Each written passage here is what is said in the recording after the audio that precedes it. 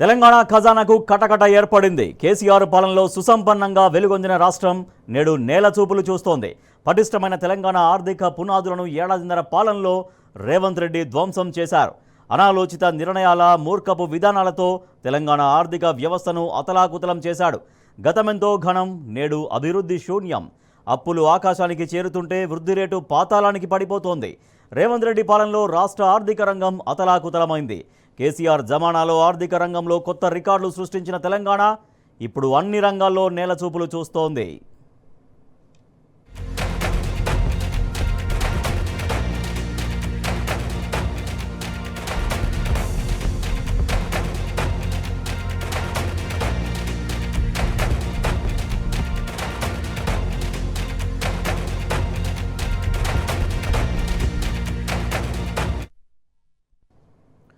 ఒకప్పుడు అన్ని రంగాల్లో రికార్డు స్థాయి ఆదాయం సమకూర్చుకున్న రాష్ట్రం తెలంగాణ. దేశవ్యాప్తంగా జీఎస్డీపీ తలసరి ఆదాయంతో ఎన్నో ఆర్థిక సూచీల్లో అగ్రస్థానంలో నిలిచింది.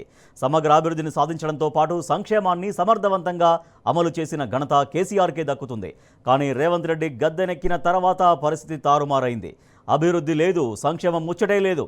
తెలంగాణ ఖజానాకే నేడు కటకట ఏర్పడింది. రాష్ట్ర ఆదాయం గణనీయంగా తగ్గిపోయింది. స్వయంగా సీఎం రేవంత్ రెడ్డే ఎక్కడా అప్పు పుట్టడం లేదని నిస్సిగ్గుగా సెలవిచ్చారు.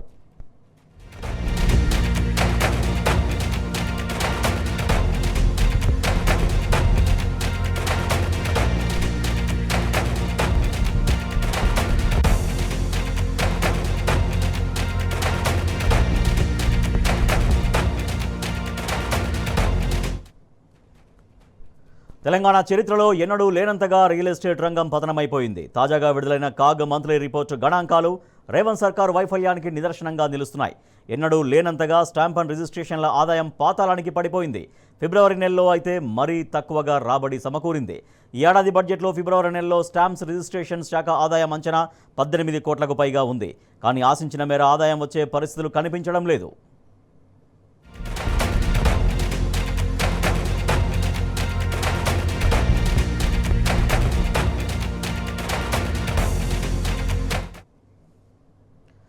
తెలంగాణ రవాణా శాఖలో సైతం వసూళ్లు భారీగా పడిపోయాయి. రాష్ట్ర ఖజానాకు ఆదాయాన్ని సమకూర్చే కీలకమైన రవాణా శాఖలో ఈ ఏడాది రాబడి తగ్గిపోయింది.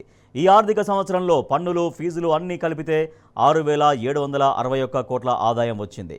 గతేడాదితో పోలిస్తే ఈసారి ఆదాయం 3.26% పడిపోయింది. వాహనాల అమ్మకాలు, రిజిస్ట్రేషన్లు ఆశించిన మేర జరగడం లేదు. ఈ ఏడాది రవాణా శాఖ ఆదాయం అంచనా 8,178 కోట్లు. కానీ ఇప్పటివరకు 82.66% మాత్రమే సమకూరింది. ఒకవైపు తెలంగాణ రైజింగ్ అని ప్రచారం చేస్తుంది రేవంత్ సర్కార్. మరోవైపు వాస్తవంగా తెలంగాణ రాష్ట్రం అన్ని రంగాల్లో పతనమవుతోంది. తెలంగాణ ప్రజల చేతుల్లో డబ్బులు లేక క్రయ విక్రయాల్లో ఎలాంటి పెరుగుదల లేనట్టుగా చెబుతున్నారు.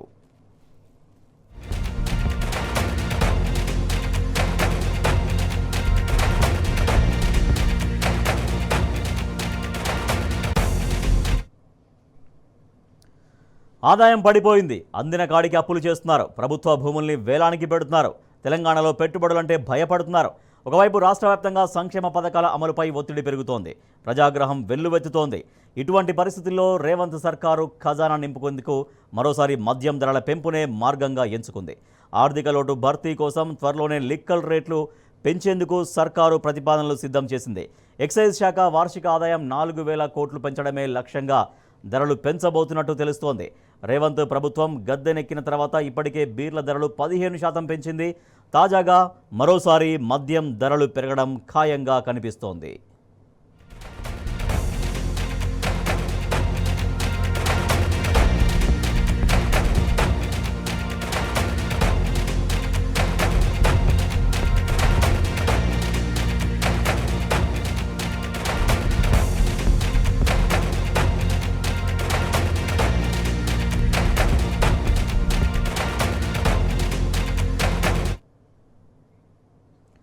తెలంగాణ సీఎం రేవంత్ రెడ్డికి అపరిచితుడు అన్న ట్యాగ్ లైనే కరెక్ట్గా అనిపిస్తోంది.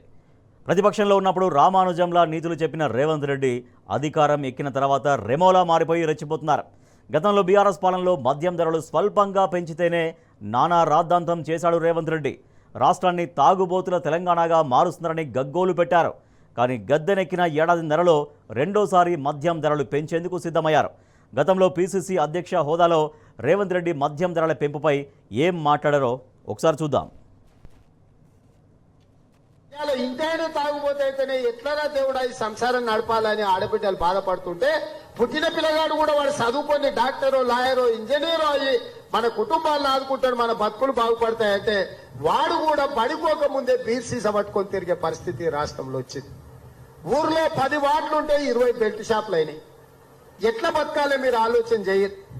ఇవాళ ఇంట్లో ఆయనే తాగుబోతే అయితేనే కష్టం ఉంటే పిల్లగాడు కూడా తాగి వచ్చినాక వాడినెక్కడ పట్టాలి, ఈయనెక్కడ పట్టాలి? వీళ్ళు చేసే మీరు కష్టం చేసి సంపాదించింది దాచిపెడితే రూపాయి బెల్ట్ షాప్ వాళ్ళకి గట్టే పరిస్థితి వస్తే ఇక సంసారాలు ఏమైనా బాగుపడతాయా? మీరు ఆలోచన చేయండి. ఇవాళ ఎవరైనా పిల్లగాడు తాగుబోతే అయితే పిల్లనిస్తాడా? మీరు ఆలోచన చేయండి అక్కలారా. కరోనా లాంటి విపత్తు పరిస్థితుల్లో కంటే కూడా కాంగ్రెస్ పాలనలో పన్ను ఆదాయం తగ్గిందని మాజీ మంత్రి సిద్దిపేట ఎమ్మెల్యే హరీష్ రావు పేర్కొన్నారు. కాంగ్రెస్ ప్రభుత్వ తప్పుడు విధానాలతో తెలంగాణ రాష్ట్రం నష్టపోయిందని విమర్శించారు. కాంగ్రెస్ అధికారంలోకి వచ్చిన తర్వాత పన్నుల ఆదాయం దాదాపు 92 కోట్లు తగ్గిందని పేర్కొన్నారు. కాగు నివేదిక ప్రకారం 2023-24 ఆర్థిక సంవత్సరంతో పోలిస్తే 2024-25 ఆర్థిక సంవత్సరంలో ఈ లోటు స్పష్టంగా కనిపిస్తోందన్నారు.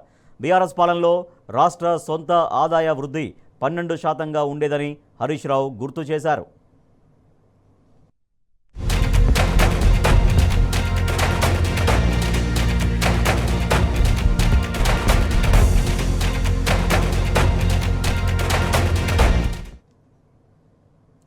తెలంగాణ రాష్ట్ర జీఎస్టీ ఆదాయం పూర్తిగా తగ్గిపోయింది. కేసీఆర్ ఉన్నప్పుడు ప్రతి సంవత్సరం 12% జీఎస్టీ వృద్ధి రేటు ఉండేది.